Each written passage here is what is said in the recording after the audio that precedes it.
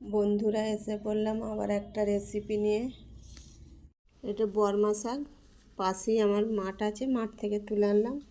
কুমড়ো শাক, তেলা কচু গাছের পাতা ডগ নিয়ে এসেছি। 2-3 রকম দিয়ে ভাজি করব।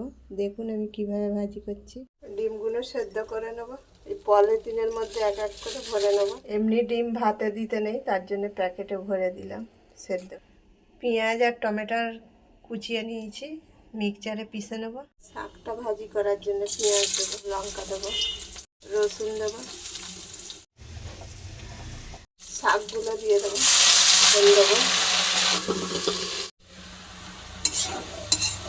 ভাতের মধ্যে ডিমগুলো সেদ্ধ করতে দিয়েছিলাম, তুলে নেবো। ডিমগুলোকে ছাড়িয়ে নেবো পরপর। ডিমগুলোকে এইভাবে পিস করে নিয়েছি। ডিমটাকে পরপর ভাজি করে নেবো, পরপর সব উল্টে দেবো, পরপর করে সব তুলে নেব।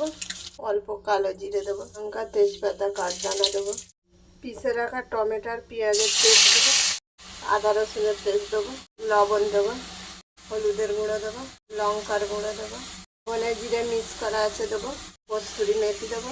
এই ডিম রান্নাটা এতটাই খেতে টেস্টি হয়, একবার রান্না করে খেয়ে দেখবেন, মুখে লেগে থাকবে, এতটাই স্বাদ।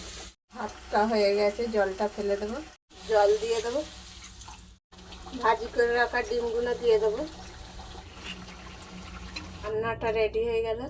তাহলে ডিমের কালিয়াটা রেডি হয়ে গেল। বন্ধুরা, এই রেসিপিটা দেখার জন্য প্রথম থেকে শেষ পর্যন্ত দেখবেন। এরকম নিত্য নতুন রেসিপি দেখার জন্য চ্যানেলটাকে সাবস্ক্রাইব করবে। যে সকল বন্ধুরা এখনও চ্যানেলটাকে সাবস্ক্রাইব করুনি, সাবস্ক্রাইব করে নেবেন। অপরজনকে একটু শেয়ার করে দেবেন, লাইক করবেন, কমেন্ট করবেন। ভালো থাকবেন, সুস্থ থাকবেন। খোদা হাফেজ।